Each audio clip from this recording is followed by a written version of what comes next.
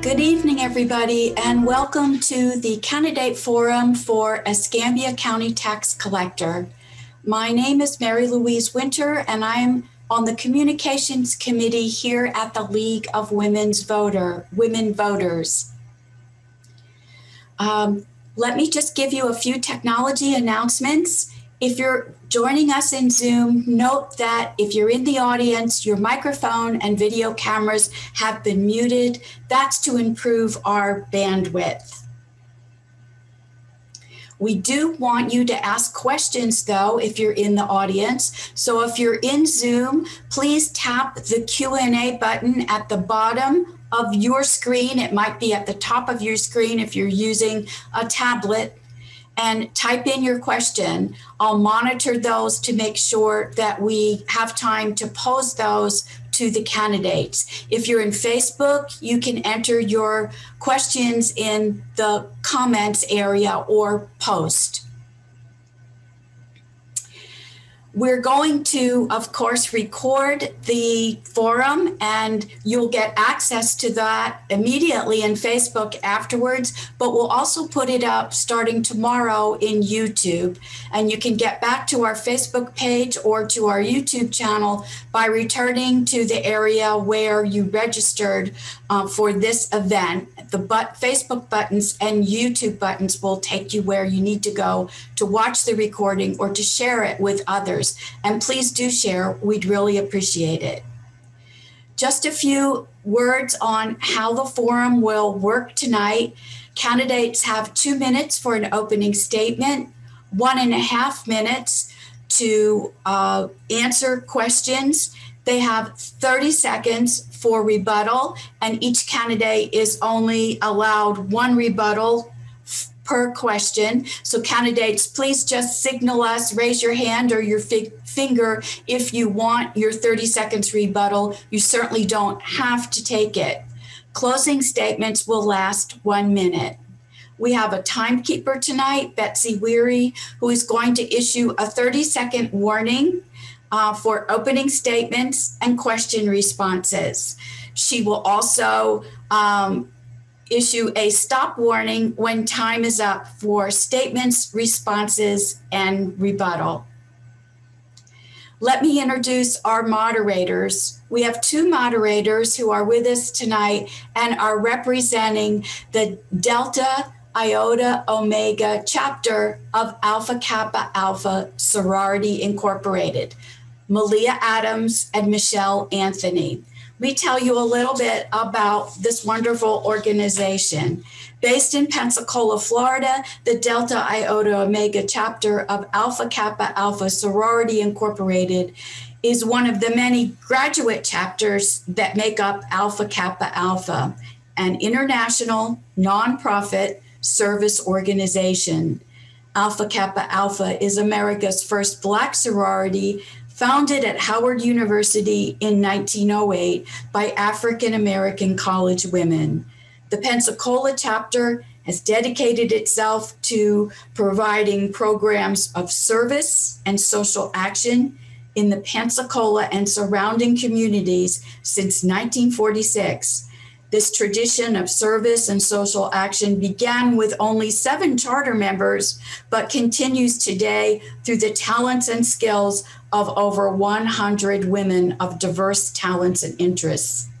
Among the local Alpha Kappa Alpha members are professional women and retired professionals who are integrally involved in the familial, social, religious, economic, and political matrices of the Pensacola and surrounding communities, who want to advance the aims of the international organization through scholarship, leadership, and service.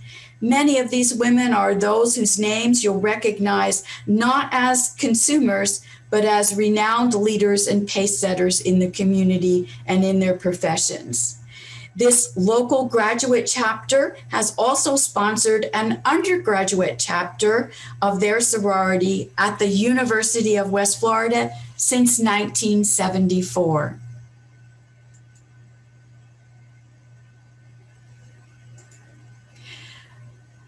Let me show you one example of one of the many fine projects this sorority does. This is a voting public service announcement that they produced this year. And let me stop and turn my volume up on my computer so hopefully everyone in the audience can hear it.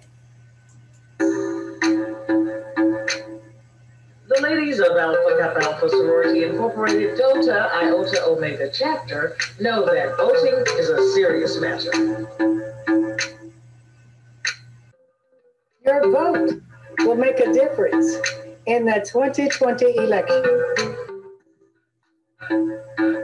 If you are 18 years of age, please register to vote at www.escambiavotes.com. Early voting begins Saturday, August 8th through Saturday, August 15th for the primary election. If you cannot make it to the polls because of the pandemic or for any other reason, you may mail in your vote. The primary election for Florida residents is Tuesday, August the 18th. No matter where you live, we need you to vote. It's a serious matter. Vote 2020.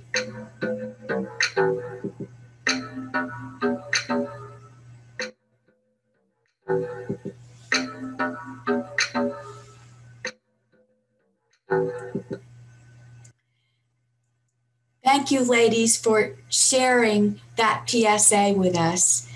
For the League of Women Voters, our moderator is Dr. Gail Honey. Just let me give you some brief information about the League.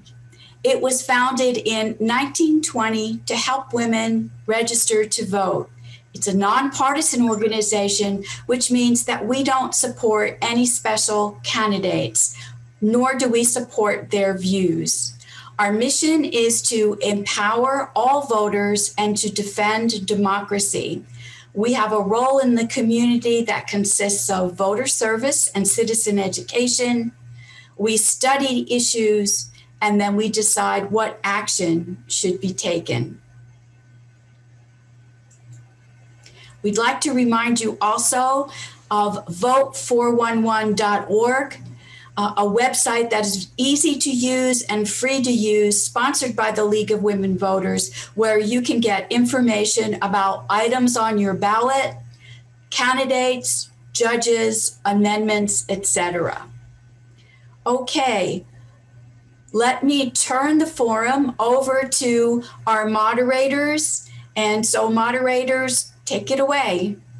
Okay, just to let you know, my computer just went off, so I'm on my phone now. So we're going to give each of you 2 minutes to give an introduction. And Mr. Lunsford, going alphabetically, we'll start with you.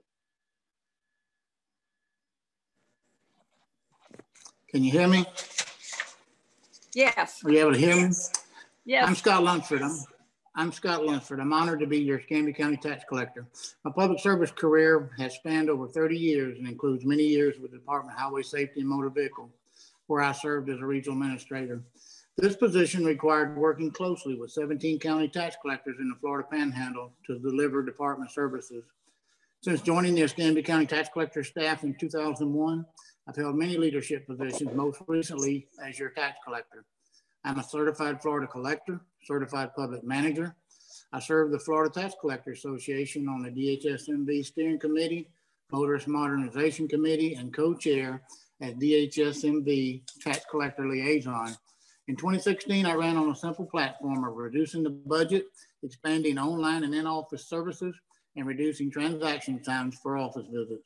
In 4 years, we've saved millions of tax dollars, and our new modern facilities at Marcus Point and Warrenton will save millions more over the next several years. We have reduced in-office wait times, expanded drive-through lanes, offered new services both online and in the office, and with several new services coming in the next 90 days. We saved millions and earned 4 straight legacy awards in the process. To learn more about me and our accomplishments as a team, please visit votescottlunsford.com, like our page on Facebook. Again, I'm Scott Lunsford, and I need your vote to continue working for you. Thank you. Okay, thank you, Mr. Lunsford. Okay, Ms. Rich, if you'd give us a 2-minute introduction. Hi, I'm Wendy Rich, and I'm actually born and raised here in Escambia County. My background has been basically in business management. I've worked with the military for the last 20 plus years. Basically, what I want to do is there's some changes I'd like to make at the tax collector's office. Mr. Lunsford has done a great job, but I'd like to have the opportunity to get in there and work with the public just as much as he has done, if not a little bit more so. I believe that we are definitely public servants, and taxpayers really deserve our full attention 100%. So I'd like to have that opportunity to be your tax collector. Okay, thank you. So we'll start with questions, and I'll start with Ms. Rich. The first question is, in light of identity theft and computer fraud, what measures will you take to protect the personal information and relevant records that the Office of the Tax Collector maintains? Security is number one thing, because things these days have taken the part of identity being stolen quite often. I do believe that at this point in time, the tax collector's office already has a really good security system in, but I think that we can also bring more people involved into it as well to take care of it. To me, there's just never enough people there whenever you have them to do the security. So. Thank you. All right, Mr. Lunsford, I'll read that question again for you. In light of identity theft and computer fraud, what measures would you continue to take to protect the personal information and relevant records that the Office of the Tax Collector maintain? Thank you. It's a good question. First thing to remember is the records do not belong to the tax collector. They belong to Tallahassee, DHSMB. They're secured and maintained by the state. So the records that we are talking about, I believe, are already secured at the state level by hundreds of technicians that watch them daily for any kind of fraud. I work closely. I spent most of Friday afternoon on the phone with DHSMB talking about internet security, personal information security, motor vehicle fraud, and those things. They reach out to me quite frequently as a subject matter expert. I'm a certified fraudulent document recognition expert. I'm court certified testify for anything related to this subject. What we do in the office, since I've become tax collector, is I require all of our agents to take fraudulent document recognition courses. And that includes not only driving license, ID cards, and those things, but it also includes making sure that they are taking classes on how to identify fraudulent titles, registrations, bill of sales, those kind of things. I was just telling someone earlier today, fraud comes in many different ways, and you have to look constantly in many different directions to stop it. And we do a good job here, and we always have. As a matter of fact, I want to brag a little bit on our office. We're the only office in the state that requires a minimum of 8 hours of vehicle theft identification. So when someone brings a vehicle into the state to title it, our experts are out there looking at that VIN number, looking at the ID numbers on the vehicle to make sure it actually exists and that vehicle's not stolen from somebody. So, you know, we just continue to do the things that we're doing. Thank you. Okay, thank you. Mr. Lunsford, I'll let you start first with this question. What changes do you propose, if any, to make to the process for obtaining a state-issued ID so that it's easier for Escambia County taxpayers that might need it? Thank you. When Real ID came out in 2010, it was a nightmare. Through a process, and I'll assure you that we went through 17 renditions of the instructions on how to get a driver's license in 2010. Since that time, we've learned a lot of ways. I work with the Department of Highway Safety, and we now have an exception process that's been in place for a number of years where somebody's missing a document, and where, let's just say you, Ms. Winters, if you were to come in and we're missing a document, we could do an exception to allow you to go ahead and get your ID or driving license and then bring that document back within 60 days, and everything would be taken care of. So we made a lot of progress. We actually have a what do I bring on our website. So when you check into our line, you get a text message and it has a little hyperlink. What do I bring? You click on it, it'll tell you everything you need to bring to get your ID or driving license. The good news is we are now at about 98% Real ID compliant in Escambia County. So the hurdles that we've been through are behind us. So again, we've made quite a few steps, and it's about reaching out to the public. We're on Facebook all the time. I spend a lot of time on my personal Facebook updating people on how to do these things safely and securely. Thank you. Okay, thank you. All right, Ms. Rich, if you would answer the same question, what kind of changes would you propose to make so the process for obtaining a state-issued ID is easier for Escambia County taxpayers? Well, I'd have to bounce back, same thing with Mr. Lunsford, because there has been a lot of changes, and I've seen that myself. I had to go back a while back and get my stuff taken care of, and in the process, as Mr. Lunsford said, it was a huge undertaking, because if you've been married, divorced, any of that situation, you have so many papers to bring in. One of my questions that I will ask after the fact is being able to make that flow a little simpler is also making sure that even the people that don't have access to the internet are aware of what they need to bring in prior to it. I think it also makes the simplification of it go a little easier and a little quicker whenever they're there. All right, thank you. I'll take Ms. Rich, let you answer this question first.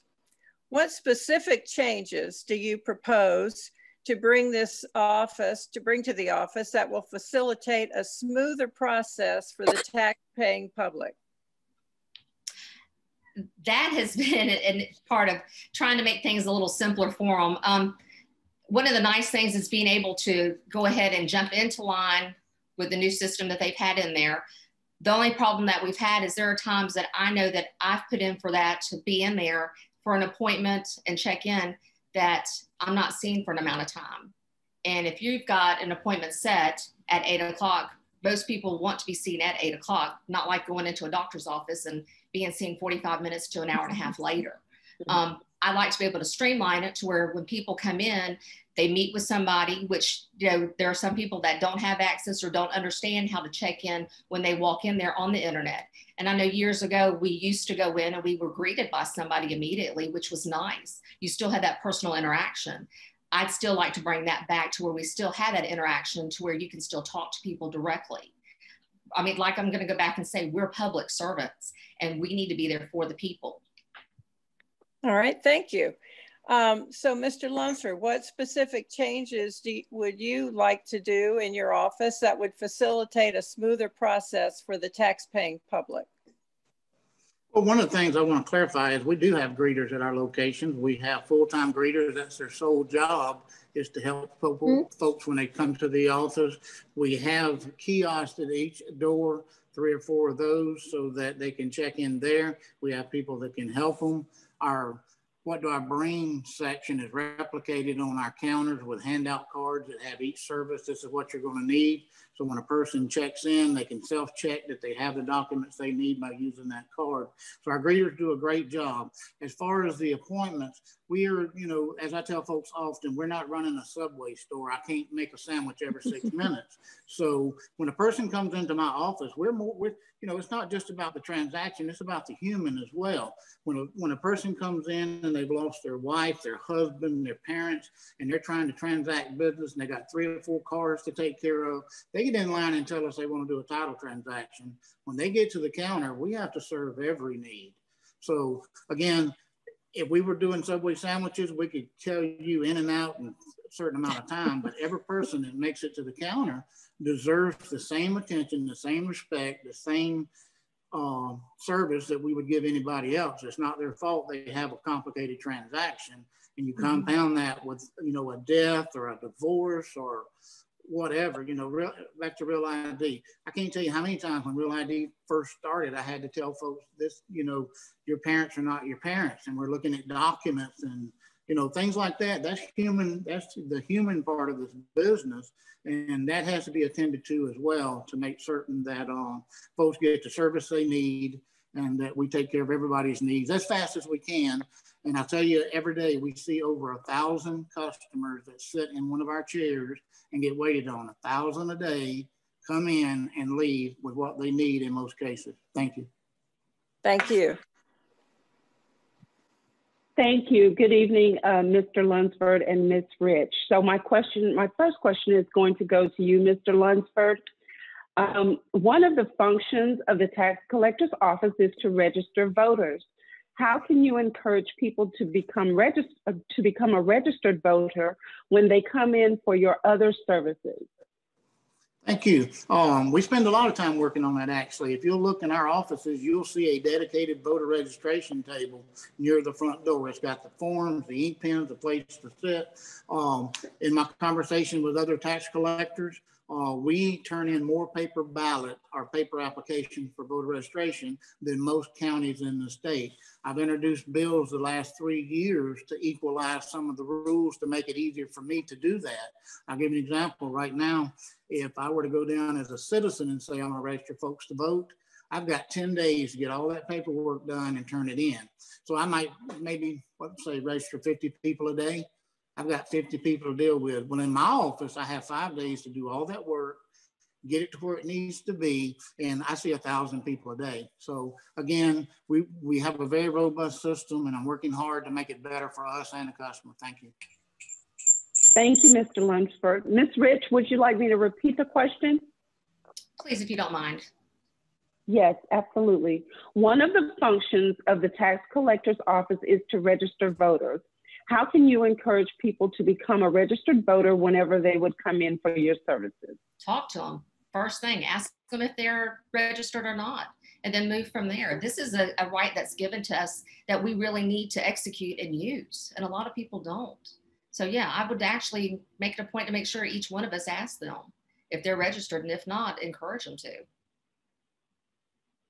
Thank you. All right, and my next question is going to go back to you, Ms. Rich. Oh, I'm sorry, Mr. Lunsford, I'm sorry. Would you like to have a rebuttal? I would just clarify something. When you come into a government office, particularly ours, we're required by law to offer you the opportunity to register to vote. So when you come in, we're already asking you. What we're doing is going over and above what the state mandates we do.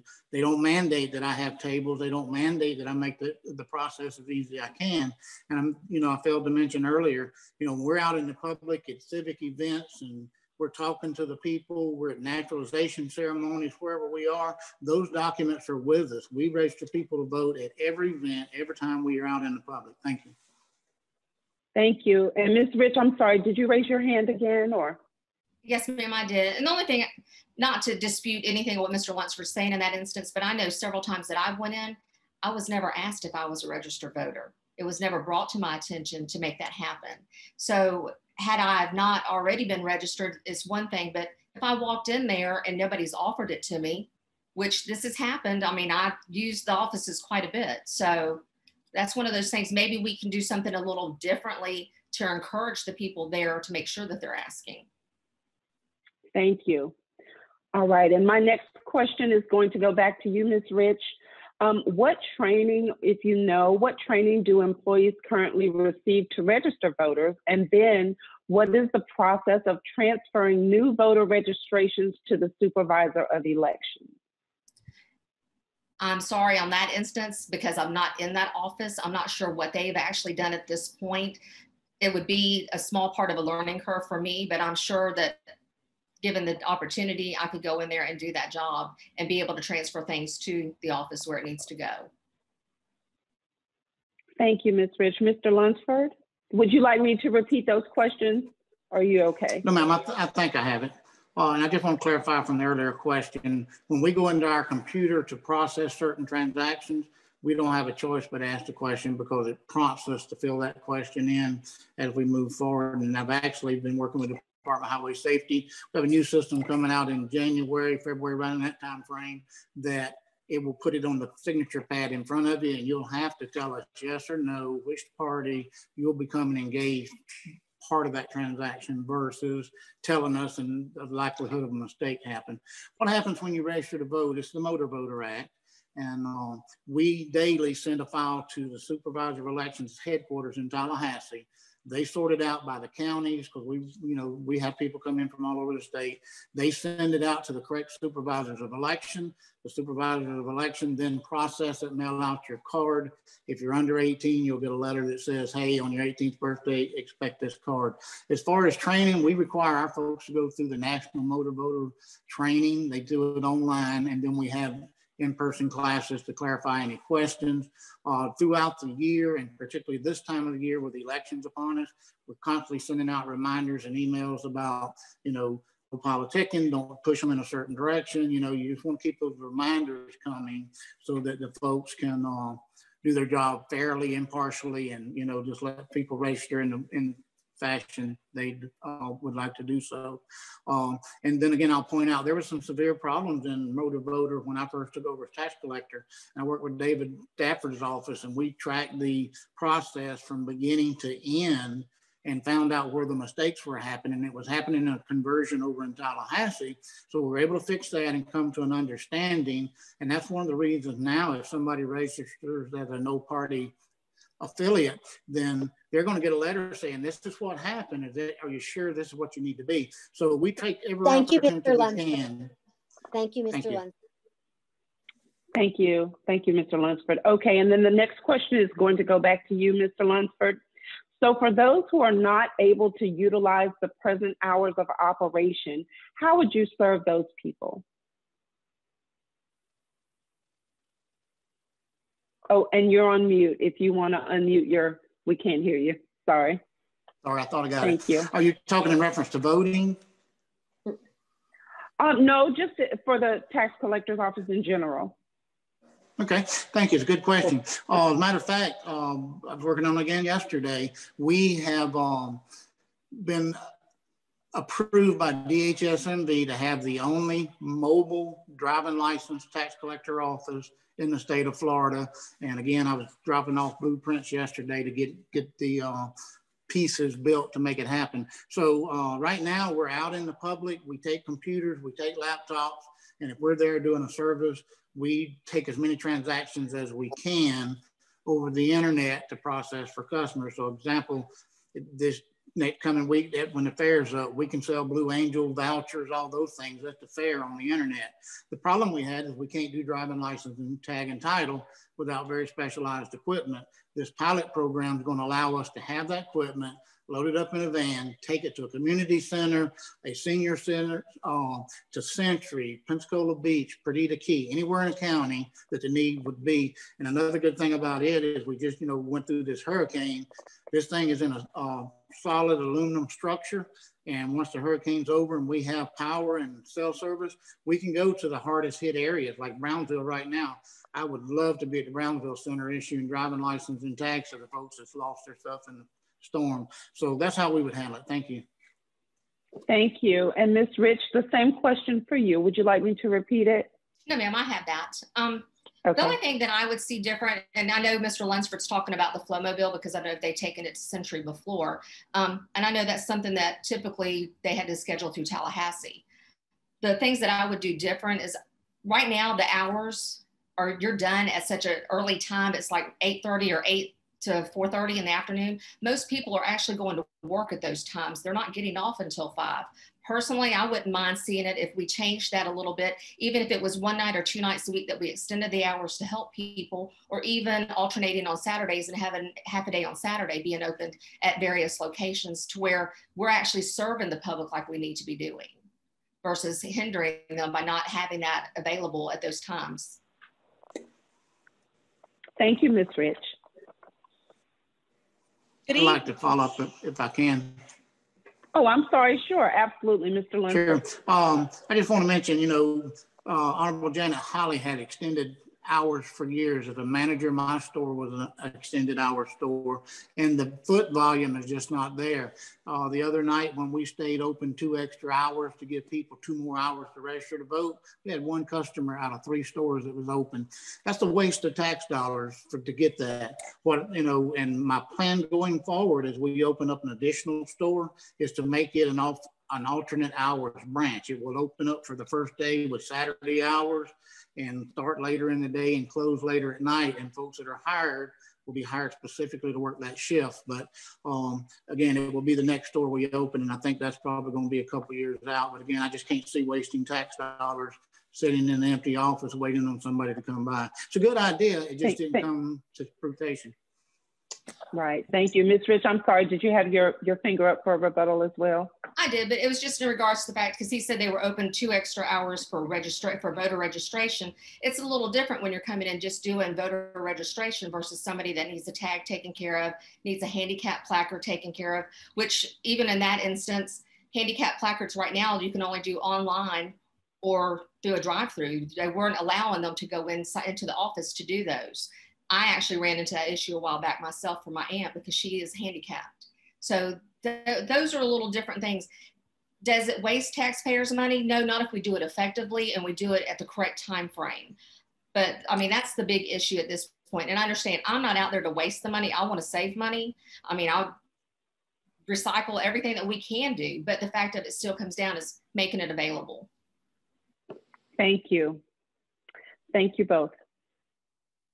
Good evening, Mr. Lunsford and Ms. Rich. I'll begin my question with Ms. Rich. In the case of natural disasters or public emergencies like COVID-19, what do you propose to increase efficiency and improve access to the tax collector's services? With that, I mean, we have to go by the state protocol, things that they have out there set for us. But just like now with COVID happening, continuing with the social distancing, offering the mask to them whenever people come in there. One of the things that we ran into when all this started was the fact going into one of those, if you didn't have the mask, you sat outside and you waited. Well, now we're at a part that knowing the social distancing, having the plexiglass up, doing employee health checks, just different things, having the hand sanitizers available, urging people that if they're sick not to come in, you know, increase our cleaning to make sure everything's available. Those are the things that I'm looking at. You could also have the cell towers available at different locations whenever we have a natural disaster, to where I can tell you in Michael, in Panama City, when I was there were cell towers that were available that we could go and actually take care of things at that point in time. Even having generators available, as long as they're there and connecting, we could still take care of things for people. Thank you. Mr. Lunsford, the same question. In the case of natural disasters or public emergencies like COVID-19, what do you propose to increase efficiency and improve access to the tax collector's services? Well, what I would say is what we've already done. You know, government protocols are government protocols. They've got their rules. But what happened in COVID is I went straight to Tallahassee. I have a close relationship with Robert Kynock and the leaders at DHSMD, and I immediately told them this is not going to work. We have to do business. We can't just shut our doors. So we were one of the first couple of tax collectors that reopened our doors. We put up physical barriers to get people that had critical issues to get into the building. In that first 3 to 4 months that we were closed, we actually completed 30,000 transactions with COVID. And Ms. Rich is right. We did ask people to stand outside and wait their turn to come in the building, because again, with COVID, we were all in a dark spot where we didn't know what to really expect. So did it make sense to fill the building up with people sitting and breathing and next to each other and, you know, chairs one right beside the other? I don't think it did. So we asked people to wait outside, use our electronic join the line so we could tell you when to come to the office. We converted within 3 days, we converted our system into a call center where you would actually go on our website, put in your phone number, then we called you back. And that was part of serving those 30,000 people. Driver's permit used to require you to come in the office and you had to sign, we had to sign. I convinced Robert, we can identify these folks over the phone by looking at their pictures and their history in the record. And we got him to agree to issue a blanket permit that we could just email out once we were satisfied it was that customer. So the cleaning, matter of fact, we led the charge in getting plastic safety screens for tax collectors. They followed me to the manufacturer and we ordered thousands of them for tax collectors across the state using the design that I laid out, and a local vendor was able to help us produce. So, you, Mr. Your time is up. Thank you. And Mr. Lunsford, I'll start with you at the next question. Due to the fact that tax certificates are auctioned and sold, what policies would you put in place to protect against self-dealing insiders? Well, our policy in the office is you'll be fired if we catch you. That's plain and simple. If you deal in tax certificates as an employee of our office, there's zero tolerance. You cannot do it. You cannot benefit or gain from that at all. But past that, what do? As you know, a lot of organizations such as yourself have different treasurers, secretaries, presidents year after year. And one of the things that I put into place is I require our property tax searchers to identify if it's a sorority, a fraternity, Masonic Lodge, Knights of Columbus, a church, any kind of thing that would be a volunteer type organization or a charity. And those are immediately sent to the top of the list so that we can reach out, send a human being to the front door to knock on it and say, hey, something's wrong with your taxes. We need to fix and solve it. So we do everything we can to look out for 100% veterans, all these charities, to make sure that people are noted. It's important to note just by law, by the time we get to the point we're ready to sell one, there's 9 notices have gone out, including bills, reminders, and then you get that final notice from the clerk of the court, Pam Childers' office, saying, hey, this is happening. What we see a lot is people race in at the last minute, the hammer's about to fall, and we wind up trying to work quickly to reverse that if it's possible. But again, we have a program in place that it's a secondary tax notice. So if your parents are elderly and you're worried they might forget to pay their bill, they can help you sign up on their account so that you get a bill every time they get a bill to cut that out. So we're working hard to protect people's property. The last thing we want to do is sell property. And, you know, this year when COVID come around, there was like 1,200 new certificates. Thank you, Mr. Potentially Lunsford. for sale. Thank you. Thank you. Thank you, Mr. Lunsford. Same question for you, Ms. Rich. Due to the fact that tax certificates are auctioned and sold, what policies would you put into place to protect against self-dealing insiders? I'd have to piggyback on the same thing with Mr. Lunsford. I mean, it's something that's not tolerated. Nobody wants their property taken right out from underneath them, and certainly not people having access to it knowing in advance. So I would agree with him on the zero tolerance. And I will say this too, he's right, 9+ notices are out there, and this over a period of time. They don't lose their property after the first year. It takes quite some time before those tax certificates are actually sold out from underneath. Although if you're late, what people do is they held it against them at that point. I have seen that. So I would continue thing and probably piggyback a little bit more on it to make sure we were more secure, to make sure that they weren't sold out like that. Thank you, Ms. Rich. And Ms. Rich, the next question is for you. Escambia County has been through a number of environmental disasters. Discuss the protection of official records now and how these measures might be improved. Unfortunately, I'm kind of back on this one, but with the environmental part, I think we need to stay on top of it all the time. I mean, this is something that we've got the Environmental Protection Agency that's out there. We've got people that are checking things. We need to continue with that and increase even more. We need to even go myself more green when we start talking about all these things to make sure that we're out there and we're taking care of it. Thank you, Ms. Rich. Mr. Lunsford, same question for you. Escambia County has been through a number of environmental disasters. Discuss the protection of official records now and how these measures might be improved. Thank you. This is an excellent question, most of which I won't answer on purpose. We do have very robust systems in place to protect that information. There's things that we do. I can tell you that if we're like when Sally was coming, we do hourly pushes to the servers over in Tallahassee. So if we wait on you, within an hour, whatever happened is pushed to Tallahassee where it's stored in their server. So it's, it is safe.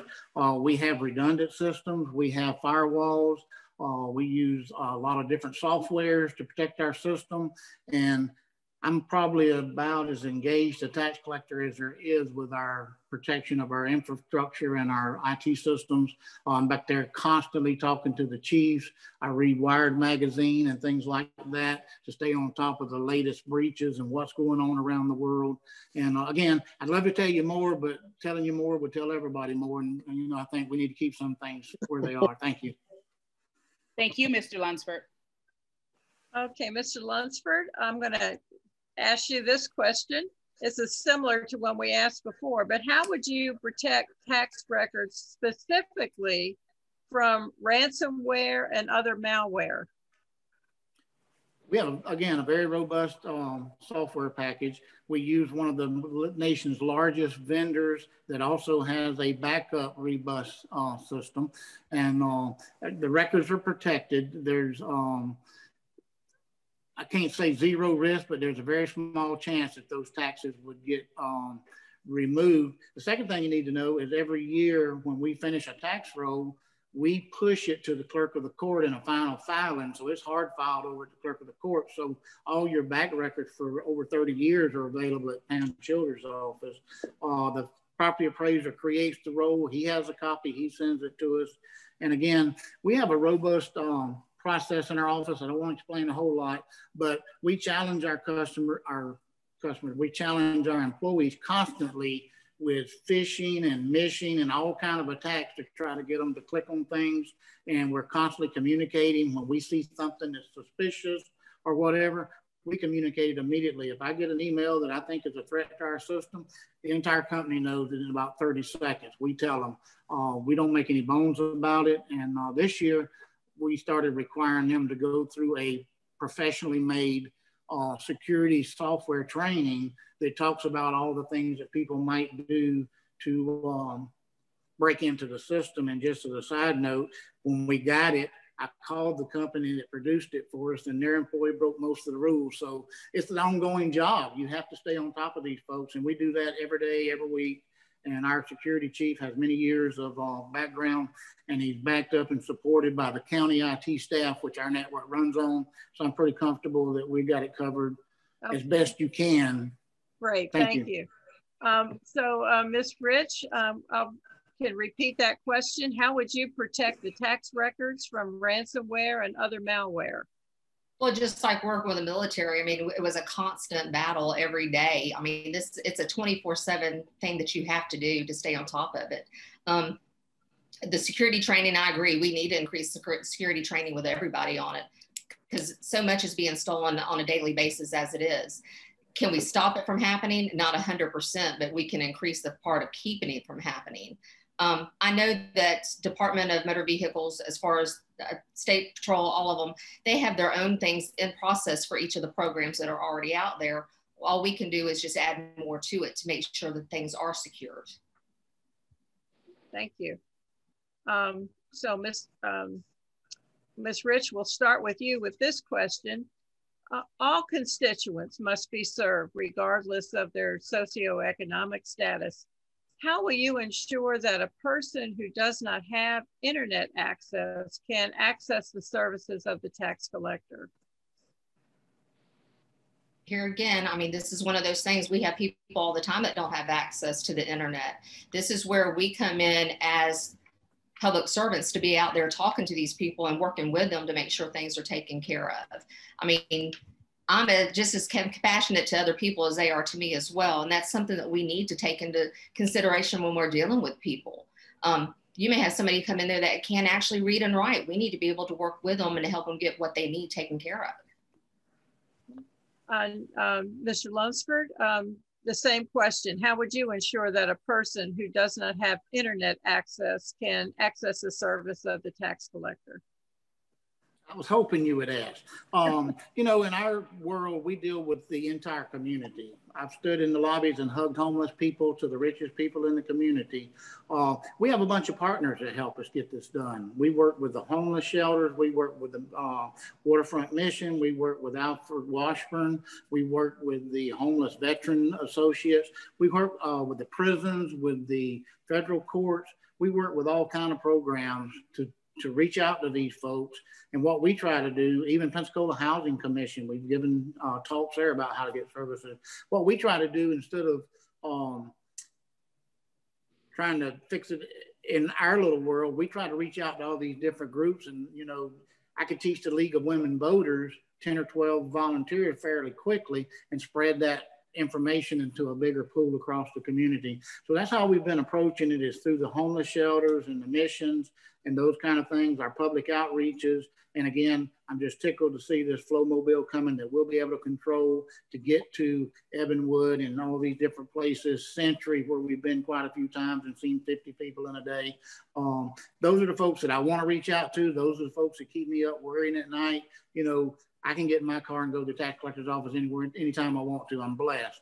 But I truly understand the people that are job disadvantaged, transportation disadvantaged, and just don't have the infrastructure that we're blessed to have. So we'll continue doing what we're doing and try to think of new ways to reach out even more. Thank you. Okay. Well, Mr. Lunsford, I'll come back to you then. Would you allow payment of taxes with a kind of a cryptocurrency such as Bitcoin? That's been tried by a tax collector to not much success. At this time, no, because there's a lot of risk in it. And one of the things that I can't do, if you come in and pay me $40 for something that I'm selling for the state, I have to give them $40. If I take a risk in currency that's not solid, for instance, if it goes down in value, I've got to use tax dollars from Escambia County to shore up what the state has lost. And I'm not willing to take that chance. We don't gamble with your money. We keep it safe. We've won 4 straight legacy awards for clean audits. We handle over $600 million a year. And I'm not against any kind of modernization of money, but it's got to be something that's tried and proved, and everybody agrees this is a good way to do business. Again, we've had one tax collector try it with very bad results. And I think that we have to take it very slow and carefully to protect the tax dollars, because these things, you know, if crypto were to just disappear overnight and we had $600-700 million wrapped up in it, it'd be a huge loss for the community that would take 50 years to recover from. So until they get a better system and better security and more assurance that our money's safe, you know, we can invest in the Florida pool. Same, you know, it's liquid in, liquid out, guaranteed. Get your money back. There's a lot of ways to do business without putting tax collector dollars at risk. Okay, thank you. Ms. Rich, would you allow payment of taxes with a cryptocurrency such as Bitcoin? No, ma'am. And I agree with Mr. Lunsford. There's too many risks involved in it, and it's just not worth risking. You're not guaranteed that whatever they make that payment, that it's actually going to clear and go through. So no, I wouldn't be willing to do it, especially at this time. Okay, thank you. Thank you. So my first question will be for you, Ms. Rich. There are currently 4 tax collector offices. Is this a sufficient number, and are they in the right locations to serve the needs of our citizens? Please explain. I think that we're doing great with the 4 that are there. Only thing that I would have is even like with Molino, but when you go further up into Century, that becomes an issue and access for these people to get to it. So I would like to see, because years ago, Century did have an office, that they'd have at least some type of a small form, even if it's a drive-through, to be able to take care of the simple things for them at that point. But at this point, yes, but like I said, I would like to see that be at least 1 more added to it. Thank you, Ms. Rich. So Mr. Lunsford, there are currently 4 tax collector offices. Is this a sufficient number? And are they in the right locations to serve the needs of our citizens? Please explain. I believe we're 1 office short of what today's customer load is. Again, we do 1,000 minimum every day. Our Markets Point office handled probably 600 people today. Our Molina office runs about 100 a day. Our Century office, when it was open, had very few people that came in. The cost to run an office like that is just tremendous. And that's the reason that when I took over as tax collector, I started with discussing with the department about getting these mobile offices. I can take 1 mobile office and serve 15 different areas of the county by going to Century, Bratt, Perdido, Pensacola Beach. I can serve all those communities like an old-fashioned bookmobile on a regular basis and give people access to the services. Of course, the other thing we have to remember since Century closed is the internet's here. People can renew online. We can mail it the same day. I think that another thing people have to look for is I like to look out 5-10 years from now. Will there be a decal on the back of a car in 10 years? I don't think so. There's states without them now. It'll be make a payment and you're done. And then that'll be the end of it. But what we have done, Marcus Point, we are strangled by Marcus Point, and it's inefficient. It's not sufficient. And I'm happy to say that we have bought a brand new building to replace Marcus Point. It's in the design phase. The architects are laying it out now. We just had a meeting the other day to iron out some more improvements to make the flow better for the customers. It's going to be a modern facility with all kind of new electronic messaging and notices and things to help people understand what's going on and which counter to be served at and so forth. But again, I think we need an office in Beulah. There's 7,000 permits for front doors in Beulah. Those folks need a place to go as well. So what I'm working with the county, I had a meeting with a couple of county commissioners. Thank you, Mr. Lunsford. Your time is up. Thank you. And you kind of alluded to this in your last answer, but Mr. Lunsford, what changes are needed to make the website more user-friendly? Well, we work on our website every day. I'm very engaged in that. We have some talented people working behind us, keeping it going and moving like it should. I will tell you that as an employee of about 15 years at the tax collector's office, I would not use our own website as an employee. It was just horrendous. When I took over, that was the first thing we tackled was the website. So I'm happy to report that our web usage is up 148% since I took office. We've streamlined our website. And one of the things I'm very proud of is we are a model for across the state. People are coming here to see what we're doing with our website, how we're accessing our information, how we put our public records out for anybody to look at. We have an A to Z search, so no matter what you call something, some people call it a tag, some people call it a decal, somebody looks for a restoration. You can look under any of those names and get to the right place. Our website's very easy to use. We've ingrained our check-in line, make an appointment right into the banner at the top. And in the last 2 weeks, we've sold 1,500 Blue Angel vouchers. That tells you the website's working. Does it need improvement? They all do, they always do. And we're working on that, but we've got quite a few things. Again, I mentioned earlier, in the next 90 days, you're gonna see some fantastic things that'll be available by website.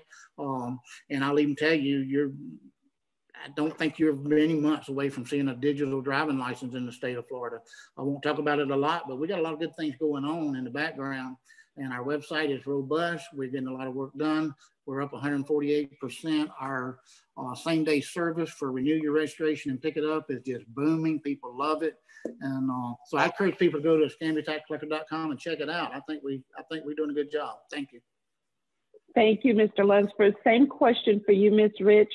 What changes are needed to make the website more user-friendly? I was just looking at it again just to double check because it is kind of busy. So if there's a way that we could simplify it just a little bit more. That was one of the things. And I'm glad Mr. Lunsford said something about the digital driver's license because that was mentioned in 2016. We're here 4 years later and it still hasn't taken place. I don't know if that's something that's going to be taking place anytime soon in the near future or not. But yeah, there are a few things that we probably could do to make it simplified for people. One of the things that, just like we were talking about in Century and having the Flowmobile, I mean, it's great, but we do still need to have a different location for some of these things. And I know that's off the topic there, but I wanted to make sure I got that in because I didn't get the opportunity a moment ago. Thank you. I'm sorry I didn't see your hand. I'm sorry if I missed you. And I will go back to you with this next question. So if elected, what will be your 2 highest priorities and what actions would you take to address them within your first 6 months in office? You know what? At this point, just being able to take care of the taxpayers first. They are our main priority. I mean, we're public servants for them. They need to be addressed with a friendly face each time they come in. If they have a question, be accessible. There are times that I myself personally have called that, you know, I've left messages and I'm one of these people that if I leave a message, I want somebody to get back with me within 24 hours. That doesn't necessarily always happen when we call the office. So those are things that I want to do. I want to have an open door policy that if somebody comes in, they have a question or they have a problem, they can address it with me immediately. It's not something they have to wait around for. And that's a big thing. Like I said, we're out there for the people, not just for ourselves. And that's the whole part of doing this and being a tax collector is they already have a dread coming in there. They don't want to give you your money. And I understand that. I mean, we all work hard for it, but it's something that it's a necessity. So if we can make it simplified for them, and when they walk in and they're happy and they leave satisfied, not waiting an hour or 45 minutes longer, then we've accomplished what we need to do. Thank you, Ms. Rich. Mr. Lunsford, if reelected, what will be your 2 highest priorities and what actions would you take to address them within your next 6 months in office? My priorities will remain conserving the budget, saving the taxpayers' dollars. Again, we've saved over $2 million in the first 4 years and took steps to make ourselves even better positioned going forward. The second priority is customer service. I will tell you that as a tax collector, every year I turn in 7, 8, 9 bills to propose to make doing business with the tax collector's office easier. To give you an example, one bill that we were successful in getting passed that went into effect last month is all the heavy trucks that people drive nowadays all renew in December, which is about 12,000 registrations. So I have to send a birth notice on your birth month and tell you your Toyota needs to be renewed. Then I have to do the same thing in December for your big truck.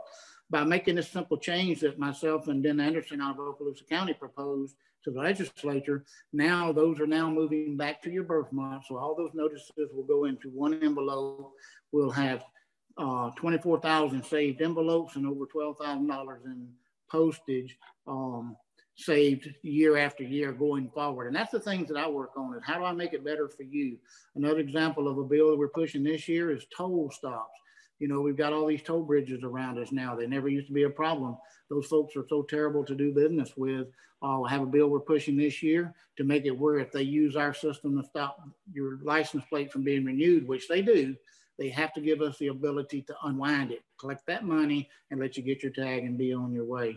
So we're going to continue looking for ways to change laws, make things easier. And, you know, I work typically 6 days a week for the tax collector's office, and I'm going to continue doing that every day, you know, in the community, doing things that we can to push this community forward and to push this office forward. Thank you, Mr. Lunsford. Mr. Lunsford, what skills do you possess that uniquely qualify you for this office? Thank you. Over 30 years of experience. I'm a certified fraudulent document recognition expert. I'm an expert when it comes to speaking on titles, fraudulent titles. I teach law enforcement all over the state how to identify stolen vehicles and VINs. I spent 32 years as an auxiliary state trooper. I know what it's like to get stopped. I know what it's like to be stopped. Those things happen in our office every day. People come in, they don't understand why it's the way it is, and to be able to listen to their story and get them to understand why they're in the situation they're in and how we avoid it in the future and fix it at this point. So again, those are the things that qualify me particularly. I'm a certified public manager. I was a Florida certified collector's assistant. I'm currently a certified Florida collector. And, you know, I serve on many committees across the state, and my colleagues look to me. They treat my knowledge and my background with the Department of Motor Vehicles as a pool of information. And we spent most of the day today working on a problem that my unique background certainly gives me an insight that most collectors don't have. Thank you. Same question for you, Ms. Rich. What skills do you possess that uniquely qualify you for this office? Same thing. I mean, I've done 30 plus years in customer service and manager positions that, I mean, I'm a results driven person and I'm out there. I'm not going to ask anything of anybody that I'm not willing to go out and do myself. So my biggest thing is I stay on customer service. We are public servants, and I'm as respectful to everyone else, and I expect that to happen. You know, I can't say all the things that Mr. Lunsford's done. I can just tell you that my background is within medical, within working with the military, along with the fact of my criminal degree. Yeah, there's a lot of things that are out there, but I'm out there to serve the people, not just something to accolade myself. Thank you, Ms. Rich. And I'll continue starting with Ms. Rich with the next question. What is your background in finance? I have actually worked, like I said, with the military and different companies. That most of my stuff has been with accounts payable, accounts receivable, setting budgets, and having to really stay within a constraint of time frame of money. So it's 30 plus years of that.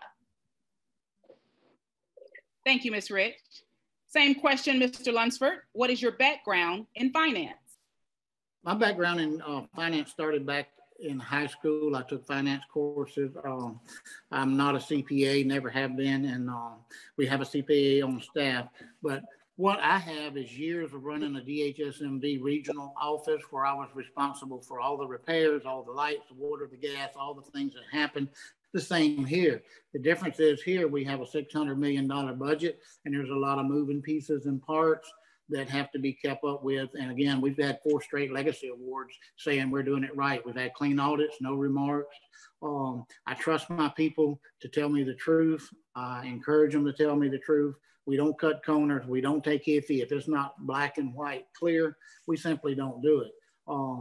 You know, government works best when it works right. And that's just the way that I run the office. It's just strictly by the book, every day, every time, no corners. At the end of the day, I have to look at me. And as I told somebody yesterday, it's ethics, moral, and character for me. If I can't do that, I'm not going to make a move. So thank you. Thank you, Mr. Lunsford. Mr. Lunsford, in view of potential in view of potential bankruptcies due to COVID-19, what steps would you implement to recover unpaid taxes? Thank you.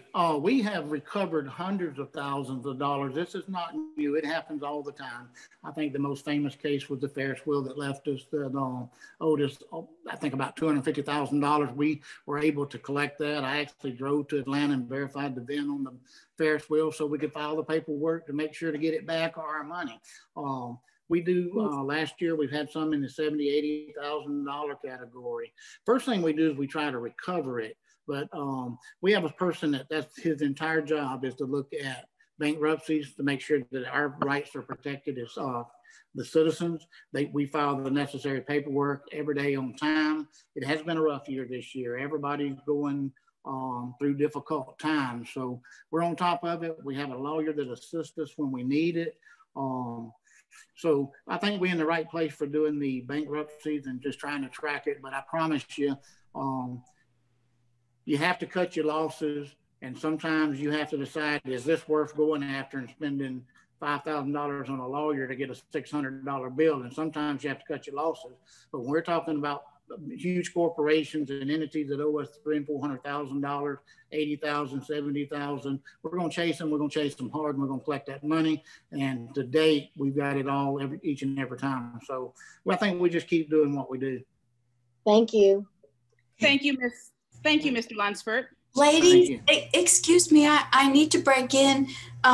Miss Rich just had a family emergency. Her aunt has fallen, and it seems pretty seriously. So it's pretty serious. So she had to ring off. I think we're kind of close. Are we close to the end of our questions? Yes, we're pretty much there. Perhaps we could wrap up. Vivian, do you think it's all right if we allow Mr. Lunsford to have a closing statement? Yes? You're muted, Viv. It's okay, I am muted. It's all right. I think that's a good thing, just to go ahead and do the closing statement for Mr. Lunsford. Okay, that sounds excellent. So whichever one of you wonderful moderators who has a great voice, unlike yours truly, would you let Mr. Lunsford do his closing statement? Absolutely. Thank you so much to our candidates. Mr. Lunsford, now that Thank you so much. If you'll take a minute to provide final remarks or closing statement.